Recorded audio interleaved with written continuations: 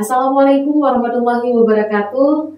Halo sahabat AWF, selamat datang kembali di podcast kita pada hari ini. Dan pada hari ini kita kedatangan tamu istimewa tentunya, yaitu Abu Suhaimi Hamid dari Aceh Green Conservation.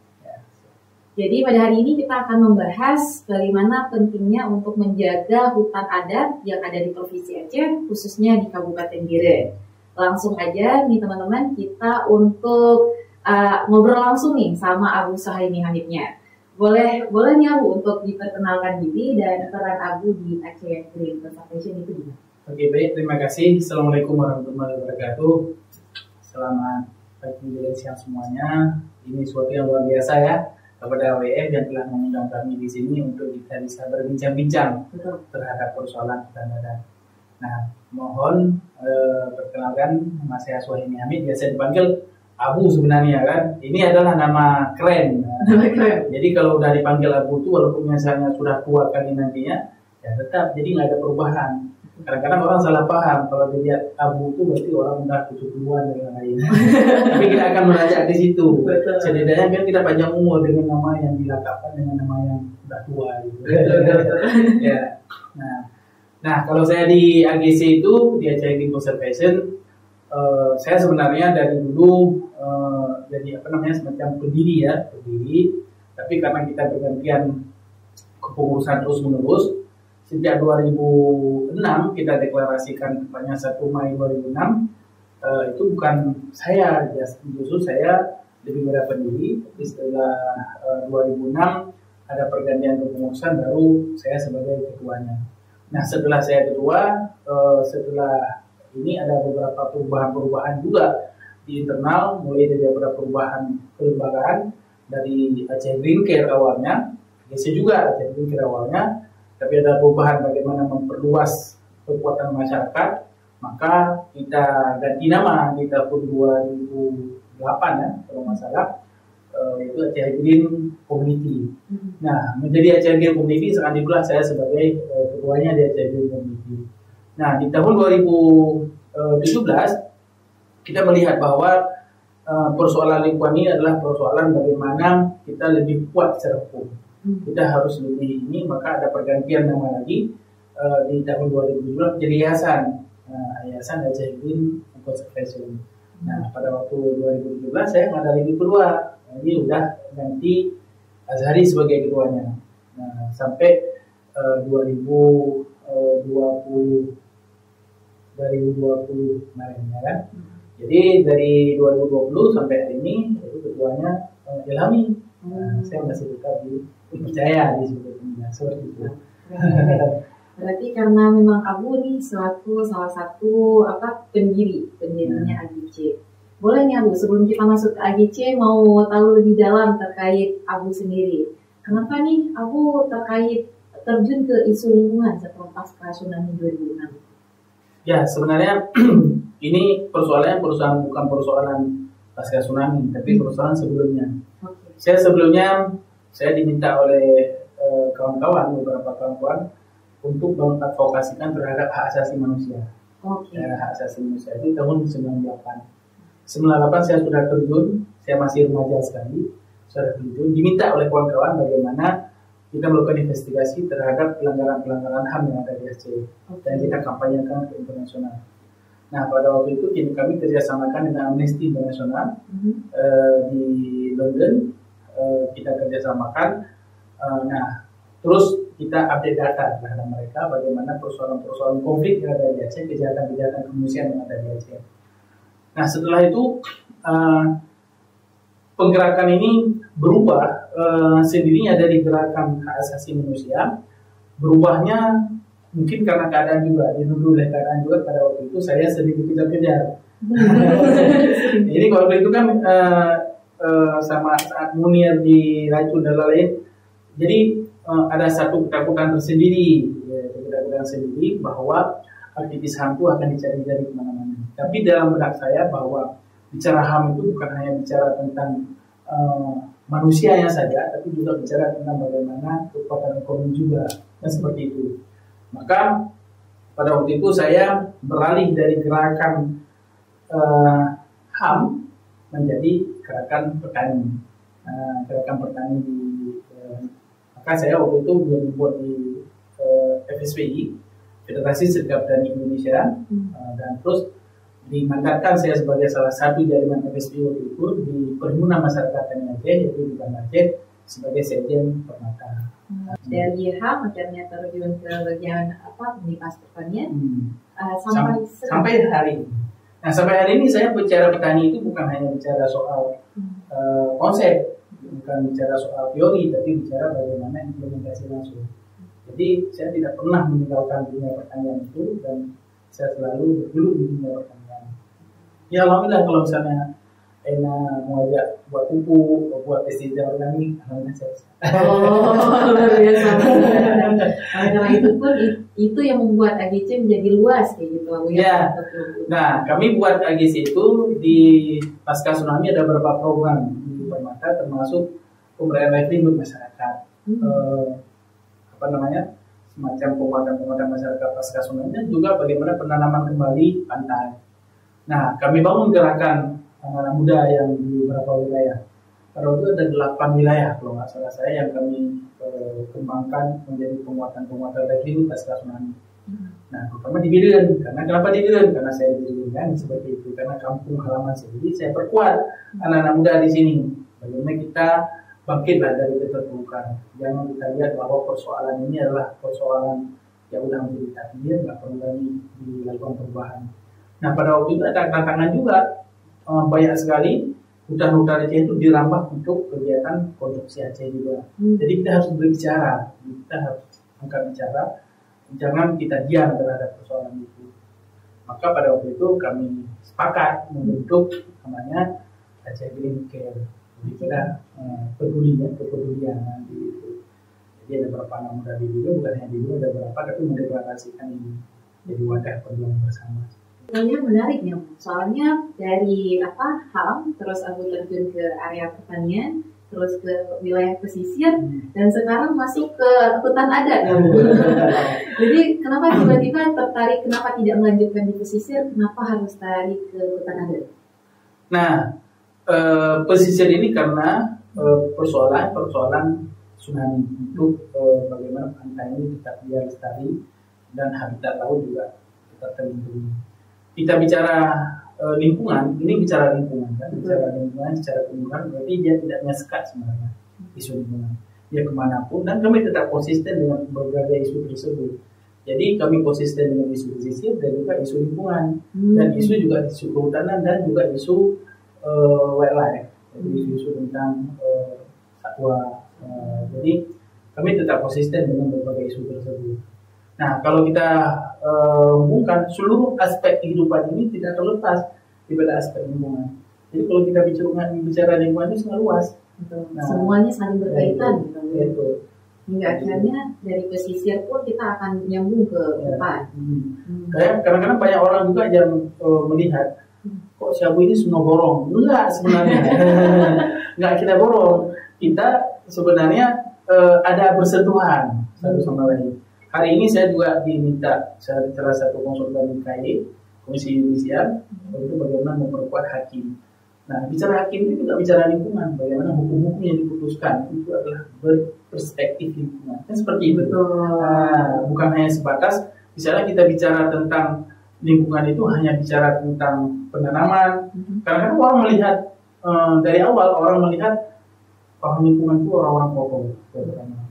Orang kumuh, orang yang cuma nanam-nanam, kan seperti itu.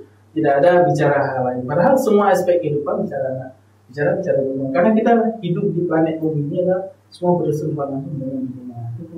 Apabila lingkungan rusak yang berdampak kita sendiri ya.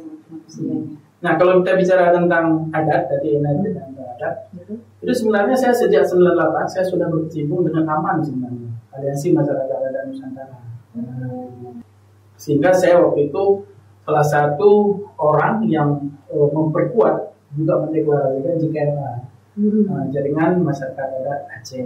Nah, jadi kita udah bersama mereka, termasuk misalnya JKMA Aceh ada beberapa, saya gabung dengan mereka kita memperkuat masyarakat adat dan kita terus mengkampanyekan bagaimana masyarakat adat ini ada tempat di Republik ini, karena sebelum Republik ini jadi ada dua masyarakat adat yang ada. Maka kami perkuat terus menerus mengkampanyekan, advokasikan agar ini terus diperkuat. Nah, momentum kita pada waktu itu karena perjuangan terus berperjuangan di tahun 2012 ada satu keputusan yang dibuat oleh MK dengan merevisi tentang Undang-Undang Kehutanan nomor 40, yaitu keputusan MK nomor 35 tahun 2012 tentang pengakuan masyarakat adat. Itu seperti itu. Dan masyarakat adat juga diakui kalau mereka masuk dalam satu kawasan atau sudah menggarap satu kawasan, maka itu menjadi wilayah kelola mereka. Nah, itu adalah salah satu puncak perjuangan sebenarnya di tahun 2012. Tapi kalau kita urut lagi ke belakang, Aceh ini bergejolak itu bukan persoalan merampas harta warisan. Jadi Aceh bergejolak masa konflik, itu masa Dobre mendeklarasikan DITI.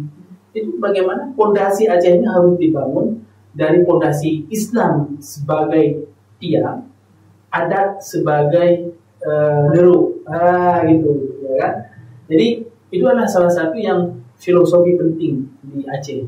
Jadi hukum dengan adat bagai zat dengan sifat, kan seperti itu. Ya, jadi dia bisa disahkan satu sama lain di Aceh. Itu yang diperjuangkan oleh nenek moyang kita dulu, oleh leluhur kita dulu. Nah, sampai Hasan Diro Allahyarham mendeklarasikan Gerakan Aceh Merdeka tahun 1976 di Bukit Halimun. Apakah untuk kepentingan dia sendiri? Enggak. Bagaimana hukum Islam ini berdiri tegak di Aceh, dan juga bagaimana hukum adat juga berbarengan memperkuat masyarakat Aceh ini.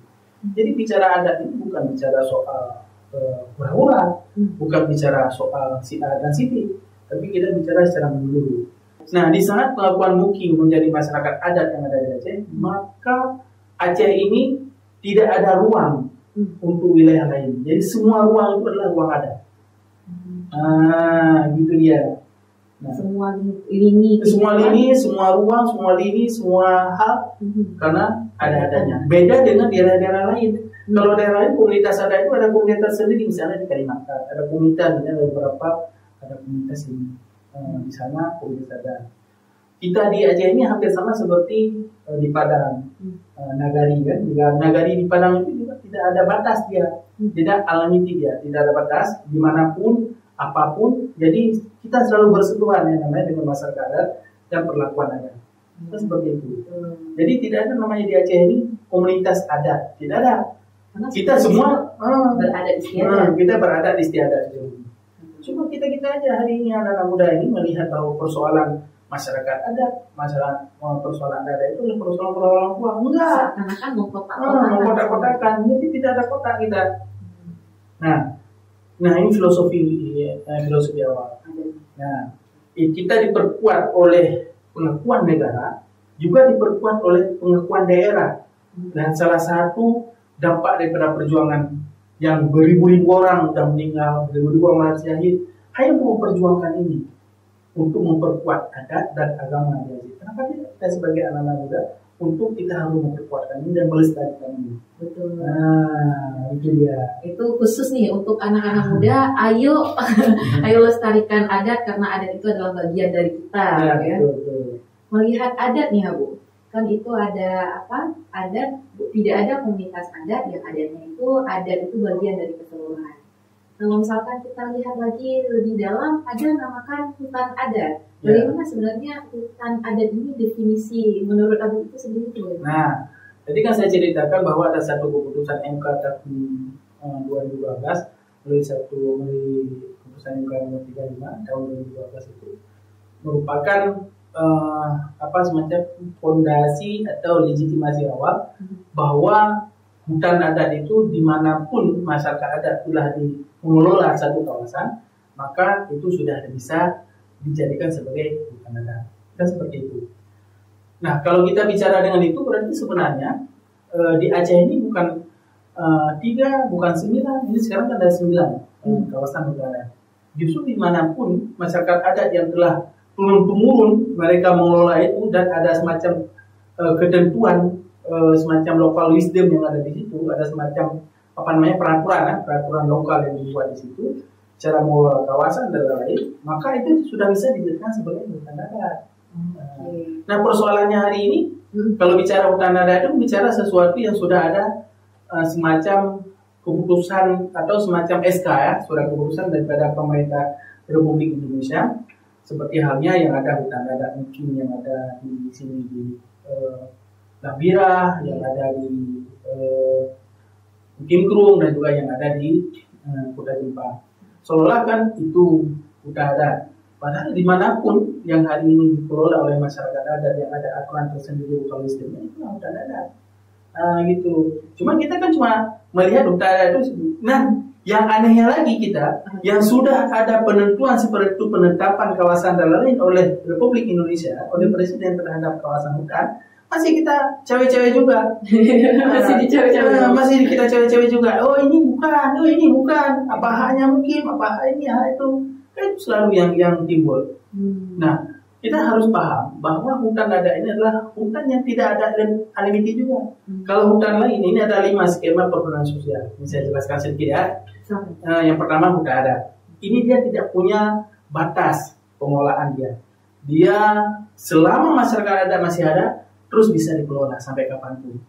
Maka dia terpisah dia sebenarnya dari seluruh skema perhutanan sosial lainnya. Yang kedua hutan desa. Hutan desa ini ada batas dia 35 tahun. Gitu. Berganti. Jadi bisa diperpanjang hanya sekali pergantian.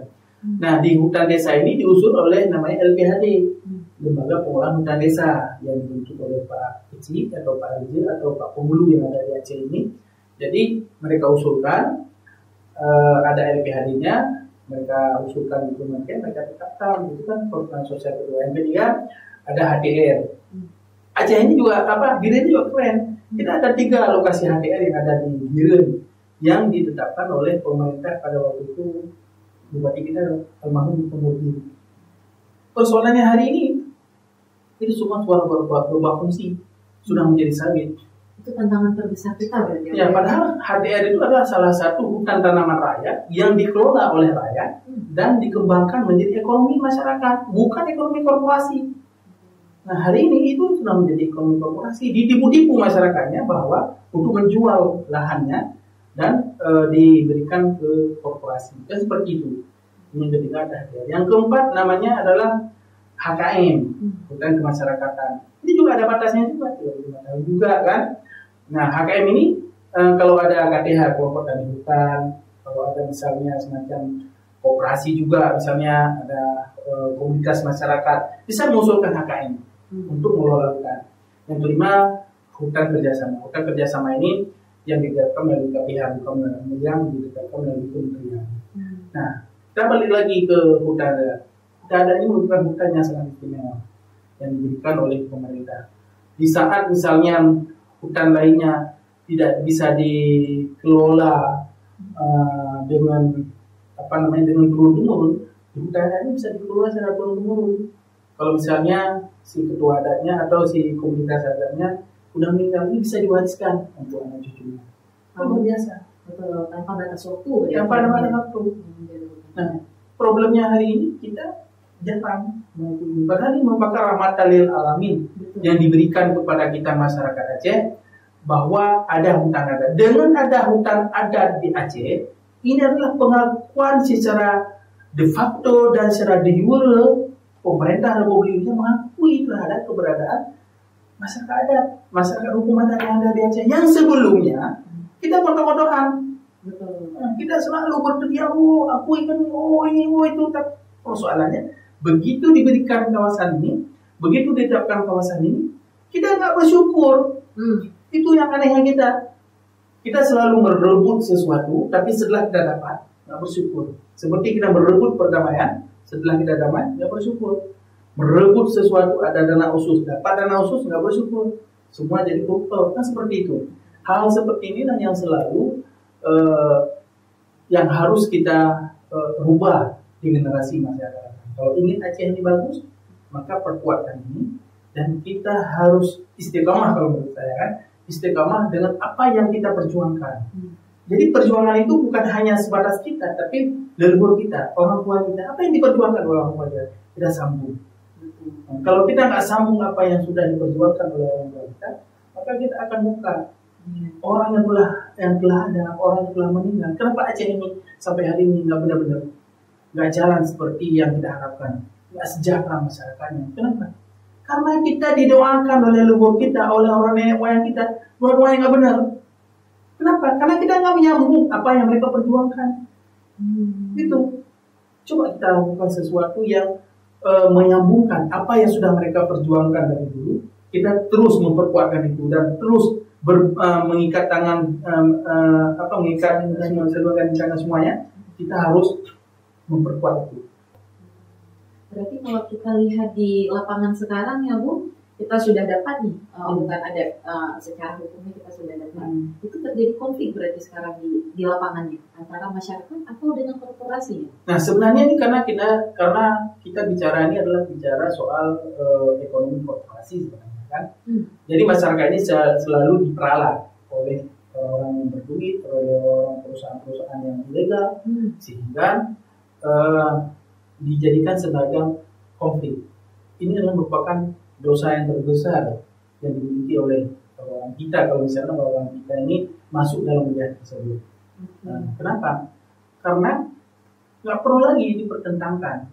Kalau misalnya ada masyarakat ini, kita bicara masyarakat ya, masyarakat ingin mengelola hutan, tinggal ketemu sama mukim, ambil berapa hektar, kelola. Satu orang minimal 2 hektar. 2 hektar, 3 hektar sampai 10 hektar masih bisa. Untuk personal, untuk individu silahkan, ya kan? Persoalannya hari ini serakah, ambil tanah, ambil hutan, jual ke koperasi. Ini permasalahannya. Ya, dia bermasalah sekarang. Jadi masyarakat yang tidak ada kerjaan yang di yang di kampung-kampung, yang setiap hari cuma PKB, ya kan? Yang untuk bisa dapat sabu itu, berarti diperalat oleh pengusaha ini. Kapling. Ini KDP kapling lagi, ini KDP kapling lagi. Semua KDP didukungkan oleh perusahaan. Mereka jadikan sebagai HGU yang ilegal. Kenapa saya bilang HGU yang ilegal? Karena nggak boleh ada HGU dalam kawasan hutan. Itu apapun ceritanya. Dasar hutan ada ini dasarnya adalah dari hutan lindung dan hutan produksi. Untuk bisa dikelola kawasan ini. Tetapi tidak boleh berubah fungsi dia sebagai kawasan hutan. Apapun ceritanya. Jadi hari ini kita memang dihanyutkan dengan persoalan seolah-olah ekonomi itu. Padahal kita nggak penting ekonominya. Karena selama ekonomi itu selalu berjalan di depan tanpa digandeng dengan ekologi, tetap kita nggak akan bahagia dan nggak akan sejahtera. Selalu yang kita dapatkan kebencanaan. Apa artinya satu ekonomi yang hanya bertumpu pada 1 dan 2 orang, sementara kita mendapatkan bencana. Hari ini bencana ekologi kita apa? Kekeringan. Orang mau bersawah, kalau begitu 2-3 hari hujan, udah banjir, ya kan? Kalau nggak hujan, kering. Kenapa? Karena air yang ada di bawah tanah dan pelindung air yang di atas itu kan sudah rusak. Itu di kampung saya di Bateli, tinggal batunya saja, airnya nggak ada lagi. Tidak ada lagi. Kayak gitu. Jadi itu salah satu bencana ekologi yang kita hadapi masih akan datang. Kalau kita lihat ya Bu, menarik sedikit yang ke belakang ketika kita bicara tentang hutan adat. Setelah itu kan seperti apa nih ya Bu respon daripada pemerintah Kabupaten Biren? Kemarin Juni kita ada baca beritanya bagaimana kacau masyarakat ada di provokasi oleh pihak korporasi. Ini kalau kita kembali hutan adat di Biren, ini pemerintah Biren pemerintah yang memang mentelantarkan anaknya yang telah dilahirkan. Kalau saya bilang seperti itu. Kalau soal hutan adat. Kenapa? Karena satu-satunya ada kanun hutan adat mukim di seluruh Aceh yang ada di Indonesia, yaitu nomor 5 tahun 2017. Kanun hutan adat mukim. Nggak ada tempat lain. Siapa yang menetapkan kanun itu? Adalah pemerintah Kabupaten Biren. Itu suatu yang luar biasa. Tetapi setelah ditetapkan, tidak.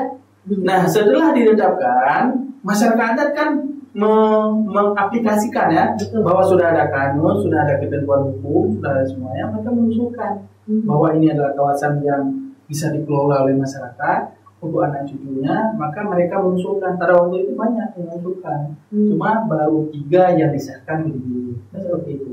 Nah, yang mengusulkan ini siapa? Pemerintah Biren juga, Bupati Biren waktu itu, Bapak Kakak.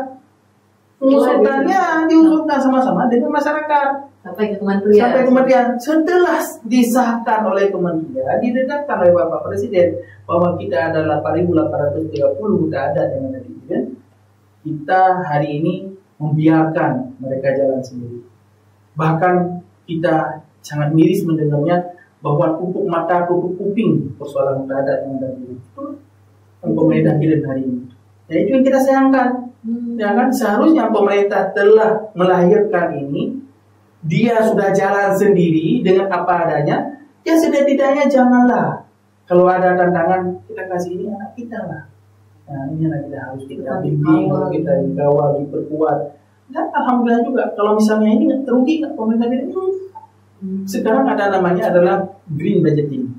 Program green budgeting itu kalau ada satu daerah yang mengelola kawasan dengan cara lestari di dalam itu bisa dimasukkan menjadi salah satu usulan green funding yang memang bisa langsung masuk ke pemerintahnya dan juga bisa masuk ke masyarakatnya. Siapa sejahtera masyarakat juga. Pemerintah inilah yang disiapkan untuk masyarakat kan? Betul. Ya kan? Karena dari rakyat. Karena dari enggak sok-sok paten lah. Setelah dia udah jadi pejabat dan lain. Oh ini aku bukan lagi masyarakat. Enggak. Kita bisa dari masyarakat. Kita tidak bisa melepaskan diri kita sebagai masyarakat. Jadi jangan kita jadikan masyarakat sebagai objek kepentingan kita, tapi masyarakat itu harus menjadi subjek daripada apa yang kita lakukan. Kayak dulu mereka, apa yang sudah ada di mereka, perkuat mereka. Kalau ingin, misalnya kalau kita lihat diri lebih sejahtera di masyarakat akan luar biasa sebenarnya. Ini kapasitas kita sudah banyak misalnya, dan kita juga sudah punya berbagai pendukung ya, termasuk di sana hutan adat. Kenapa tidak kita perkuat untuk mendapatkan pancingan-pancingan dan lainnya? Untuk terus menjaga yang sudah ada. Seperti itu. Nah, masyarakat adat hari ini apa yang mereka lakukan? Mereka bersama-sama mereka juga misalnya dengan kami kan, kami mencari dana kemana-mana. Akan ini ada semacam pembinaan yang di dalamnya. Dan itu sudah kami lakukan. Misalnya tentang bagaimana buat kita RKT, KUS, kayak gitu. Jadi semua sudah kita lakukan di situ. Tapi kita harapkan bahwa pemerintah hari ini jangan tutup mata, jangan tutup kuping, ya kan? Jadi bagusnya yuk rame-rame. Yuk kita bersama. Yuk kita bersama. Baik mereka ngain datu seperti itu.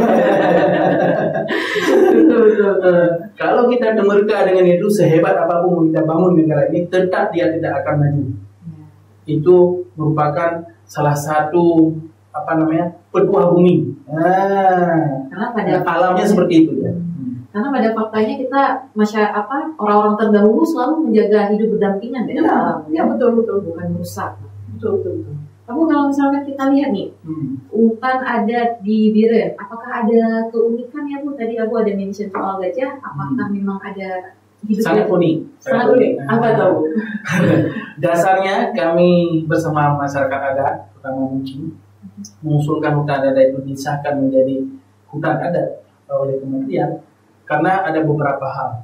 Ya kan? Yang pertama, kawasan tersebut merupakan kawasan habitat kunci, yaitu ada gajah. Dan ada juga sebahagian harimau yang ada di kawasan itu.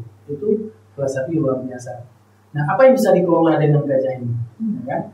Gajah ini sebenarnya dia adalah salah satu umbrella satwa yang bisa melindungi satwa-satwa lainnya. Salah satu indikator bahwa hutan itu masih lestari di saat kita melihat ada gajah masih di situ, ada harimau masih di situ. Kenapa? Karena mereka adalah umbrella kan? Empat satwa kunci itu merupakan umbrella satwa. Kalau masih ada mereka berarti itu adalah salah satu contoh bahwa hutan masih lestari. Kan seperti itu. Nah, ingin kita lestarikan hutan maka lindungi mereka. Itu salah satu keunikannya. Yang kedua, di kawasan hutan itu juga ada semacam marsuarnya Biren, Gununggo. Itu Gununggo itu siapapun yang tersesat di lautan, kalau lihat Gununggo udah tahu jangan pulang. Itu kan salah satu budaya, ya kan, yang memang harus kita perkuatkan sebenarnya. Jadi kenapa Gunung Nonggo kami ambil menjadi kawasan hutan adat Kuda Jempa? Karena itu filosofinya. Filosofinya dia menjadi salah satu petunjuk arah bagi yang tersesat di laut. Jadi itu kan gunung yang paling tinggi di Biren, dan semua orang bisa melihat. Kalau udah dapat Gunung Nonggo, datang ke Gunung. Dan itu Gunung Nonggo itu gunung yang keramah. Masa yang dulu-dulu itu setiap malam ada orang yang berzikir di atas itu, kedengaran zikir di atas Gunung Nonggo. Seperti itu. Misalnya merinding. Iya, benar. Itu dulu ya. Dan di saat konflik ini bergejolak, banyak sekali gambar yang tinggal di situ, terlindung di situ, nggak dikejar oleh pihak TNI. Kan seperti itu, terlindung sama sekali. Kenapa hari ini kita menjadi serakah untuk menghancurkan gunung tersebut? Diambil semuanya. Yang seharusnya hari ini itu terus dilestarikan. Apalagi ini sudah menjadi kawasan hutan adat. Apakah mungkin mau mengorok itu? Enggak. Justru mungkin ini menjadikan Gunung Nonggo ini menjadi mercusuarnya Biren dan menjadi salah satu situs budaya yang ada di Biren untuk dikawal dan diperkuat sampai anak cucu. Kan seperti itu. Karena ini adalah salah satu situs budaya yang memang tidak bisa dihilangkan. Gitu. Dan semacam ini di Mukim, ada semacam rencana dari pihak Mukim dikelola ini untuk pengolahan yang memang sifatnya sifat edukasi. Karena seperti itu, memberi pelajaran kepada masyarakat. Sifatnya untuk sifat wisata, dan wisata yang Islami seperti itu. Bukan untuk nanam sawit. Jangan hari ini misalnya ada 1-2 orang yang udah lumayan, ada uangnya, ada lain, kita suruh masyarakat untuk kapling kawasan itu dan tidak jadikan itu sebagai kawasan perkebunan sawit. Nah, kalau Gunung Nonggo hancur, kalau Gunung Nonggo misalnya nggak ada lagi, berarti situs budaya kita akan hilang. Ini salah satu yang paling rugi. Warisan kita yang rugi. Dan ini pemerintah kita minta tuh.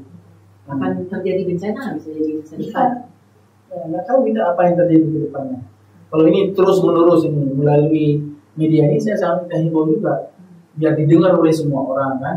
Jadi yuk kita sama-sama bergandeng tangan untuk menyelamatkan ini. Itu kan situs budaya kita, ya kan?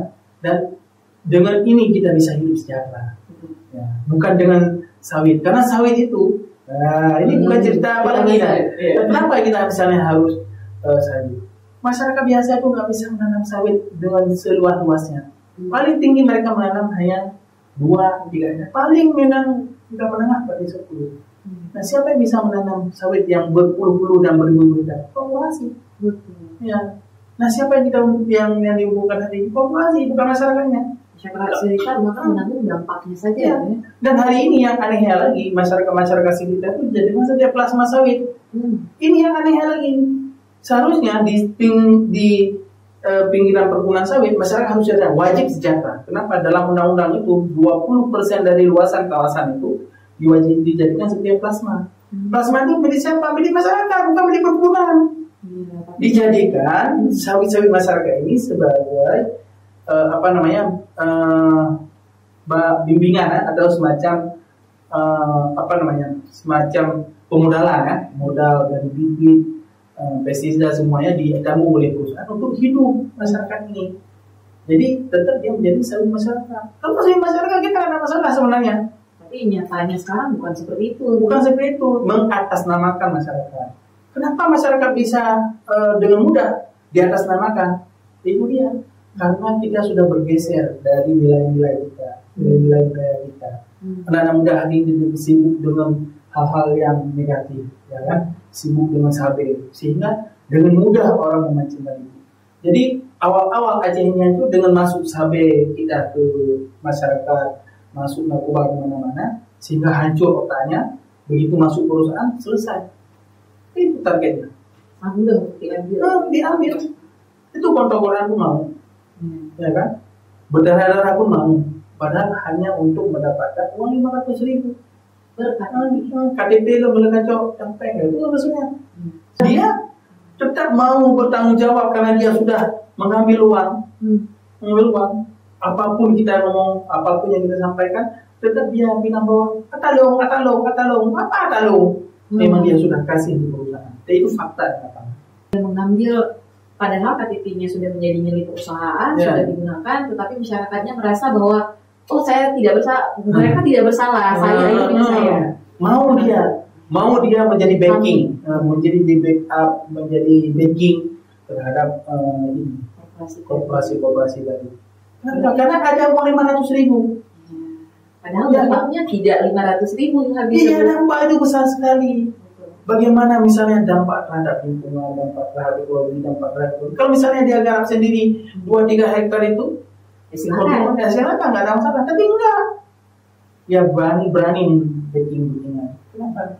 Karena itu hatinya sudah hancur, sudah bermasalah, ya kan, imannya udah nggak ada lagi. Maka dia dengan beraninya seperti itu, berani dia menjadi backingnya orang-orang luar, orang di sana yang di Medan sini, daripada misalnya dia menjadi orang yang memang melindungi kawasan. Padahal dia adalah orang yang tinggal di situ. Ya. Kalau kita lihat kan ada korporasi, ada masyarakat adat yang memang menanam sawit di sana, ataupun mereka berkebun di sana. Itu tuh apakah ada konflik sendiri dengan gajah yang tadi satwa liar yang hidup di sana? Nah, makanya kan skema yang kita lakukan di wilayah adat ini bukan sawit. Okay. Nah, kenapa kami kemarin kalau misalnya dilihat di beberapa berita dan lain, kami menanam aren. Nah, jadi aren ini adalah salah satu tanaman yang memang si gajah ini nggak mau menghancurkan, dan si aren ini juga bisa menghasilkan ekonomi untuk masyarakat. Jadi dia menjadi dua fungsi kan, dia fungsinya berekologi dan juga fungsi berekonomi. Jadi itu yang skema yang dibuat oleh masyarakat adat. Masyarakat adat tidak menanam yang namanya sawit. Nah, kalau yang perusahaan nanam sawit yang hari ini konflik dengan satwa, ya pasti. Karena sama halnya kita menanam pakan. Apa yang terjadi kalau sudah kita tanam pakan mereka di rumah mereka, di saat dimakan dan lain, maka kita manusia akan menghancurkan gajah, meracunnya dan lain-lain. Itu yang kita lakukan hari ini. Dan betapa jahatnya kita sebagai manusia yang diciptakan oleh Allah sebagai khalifah, itu kerja kita hari ini. Nah, kalau kita keduri maulid, kita di depan, ya kan? Kalau tarawih, kita di depan. Kemana-mana kita di depan. Mau kemana ini? Kalau kita sebagai manusia saja nggak jadi manusia, jadikan diri kita sebagai manusia dulu. Karena kita khalifah kan? Jadikan aku sebagai manusia yang seutuhnya jadi manusia. Ya, karena aku sebagai manusia maka aku khalifah. Aku harus memimpin yang lain dan aku harus melindungi yang lain. Binatang-binatang itu merupakan kewajibanku yang harus kulindungi. Baru sah ibadah kita, baru sah maulid kita, baru sah yang lain. Dan memakai dalil-dalil agama yang memang hanya menampakkan kepada masyarakat umum bahwa kita sudah berbuat baik. Padahal kerja kita hari ini meracuni ikan, ya kan seperti itu yang kita kerjakan hari ini. Meracuni ikan, meracuni habitat, yang banyak, menghancurkan seluruh habitat. Jadi kita belum jadi manusia. Bagaimana kita bisa ibadah kita betul dan benar, kita sendiri menjadi manusia. Kami sadar terlebih dahulu apa makna jadi manusia ya, selaku khalifah. Betul. Ini namun berarti kalau kita lihat kenyataan seharusnya AGC menghimbaunya menanam aren, tetapi yang terjadi fakta sebenarnya ada ditanam sawit. Karena ini masih menjadi permasalahan, bukan di Kabupaten Biren. Itu tuh konflik antar satuannya, apakah ada gajah atau harimau yang meninggal atau bagaimana? Ya, hari ini ada beberapa memang karena memang kita terus membimbing masyarakat, apalagi kita takut-takut juga, misalnya kan hari ini kalau kalian menjerat gajah dan lain, kalau kita tangkap seperti halnya, kita tunjukkan bahwa dampak hukumnya lebih besar, ya kan, sampai 6 tahun, jadi mereka harus menjalani hukuman seperti itu. Jadi mungkin karena ada rasa takut seperti itu, maka ini tidak ada yang mati sebenarnya kan, dan ada beberapa memang sebelumnya banyak. Ini dalam beberapa tahun terakhir, udah karena gajah kita semakin sedikit sehingga mati yang ada lagi. Begitu juga seperti itu kan. Ini bisa jadi hari ini masyarakat udah bisa melihat kalau kita jerat mereka, kalau kita racun mereka, ini panjang nanti masalahnya. Kan seperti itu. Karena persoalan dengan gajah ini kan lebih mulia gajah hari ini dengan manusia. Satu mati gajah itu seluruh dunia yang bermasalah. Tapi kalau satu mati manusia, belum tentu satu kampung. Kenapa? Karena kita sudah jahat. Tapi kalau misalnya manusia yang nggak jahat, manusia yang menjadi panutan bagi umat, ya seluruh dunia juga akan kita lihat. Allahyarham Abu Tumin kemarin, Allahyarham Ayaso, Allahyarham Abu Ibutakum. Kan semua akan berduka terhadap meninggalnya orang. Kenapa? Karena dia adalah orang baik. Ya kan? Semua orang merasa Orang akan kehilangan. Nah, kita hari ini berapa orang yang merasa kehilangan? Ya kan? Perlu introspeksi lagi kan? Ya, betul. Maka kalau misalnya gajah mati, misalnya sibuk semuanya, berarti sudah mulia dia di pandangan Allah. Terima kita itu harus kita refleksikan ini. Jadi nggak mungkin misalnya orang-orang internasional dan mana-mana mereka peduli terhadap gajah kita yang ada di pesangon ini. Nggak mungkin kalau tidak ada diketuk hatinya oleh Allah. Jangan, semua itu bermulakan dari sana di atas. Kalau nggak dikehendaki oleh Allah seperti itu, nggak mungkin. Ya kan? Jangan bilang bahwa hari ini orang konservasi itu, kayak kita orang konservasi dianggap bahwa kita lebih sayang gajah. Nggak seperti itu. Persoalannya hari ini luar sudah lebih mulia gajah ketimbang orang. Ya kan? Maka kalau ingin misalnya kita disayangi oleh alam semesta ini, maka kita harus lebih meningkatkan diri jadi manusia lah, kan? Menarik ya, Bu. Kalau misalkan kita lihat Abu sudah bergerak, kita katakan dari 2006 sampai 2025 ini, itu kira-kira apakah anak muda nih, Bu? Apakah sudah ada inisiatif untuk bergerak di bagian konservasi hutan adat atau perlu kita infokan lagi? Ya, alhamdulillah hari ini karena kita tidak pernah berhenti dengan ini, jadi banyak sebenarnya komunitas-komunitas adat yang hari ini, komunitas-komunitas anak muda yang hari ini bercemplung untuk kegiatan-kegiatan konservasi. Jadi kami merasa terharu juga misalnya banyak sekarang anak-anak muda mau melakukan itu.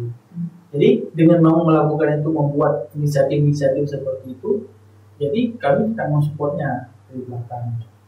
Kan ini merupakan multi efek yang timbul dari beberapa gerakan yang kita bangun, ya, seperti itu. Dan hari ini karena kami bekerja untuk Aceh, bukan hanya kerja misalnya di Biren, juga sudah beberapa komunitas yang hari ini mereka sudah mandiri dengan komunitasnya dalam melakukan kegiatan yang ada. Maka semakin banyaklah orang tersebut menjadi manusia yang hakiki, seperti itu. Luar biasa banget nih teman-teman diskusi kita pada hari ini. Mulai nih Abu, mungkin pesan terakhir nih untuk teman-teman, harapannya ke depan seharusnya hutan adat harus seperti apa yang peran kita sebagai manusia. Ya, baik teman-teman semuanya. Jadi hutan adat ini adalah salah satu bentuk daripada pengakuan negara terhadap masyarakat adat yang ada di Aceh. Ya kan? Karena masyarakat adat yang di Aceh dulunya tidak ada pengakuan dengan hutan adat ini, maka diakui. Dengan ada pengakuan ini merupakan rahmatan lil alamin yang harus kita sama-sama kita jaga, sama-sama kita dukung, ya sama-sama kita nyinggung di situ.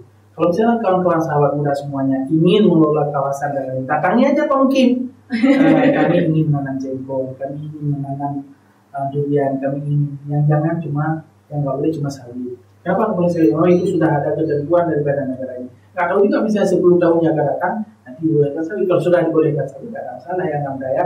Jadi hari ini yuk kita sama-sama kita lestarikan hutan kita untuk anak-anak cucu kita. Dan kita merupakan anak cucu dari indatu kita. Agar kita tidak keberkah dengan indatu, yuk kita teruskan, yuk kita lestarikan apa yang sudah menjadi kedua indatu. Terima kasih. Wah, luar biasa banget teman-teman AWF semua. Ini merupakan pesan yang berharga tentunya untuk kita di sini. Semoga pesan ini dapat terteruskan, dapat semua banyak aktor-aktor yang melihat, mendengar, menjadi langkah awal perubahan di Kabupaten Biren. Terima kasih banyak Abu Suhai telah membersamai kami di sini di podcast AWF. Sampai bertemu lagi di episode selanjutnya. Wassalamualaikum warahmatullahi wabarakatuh.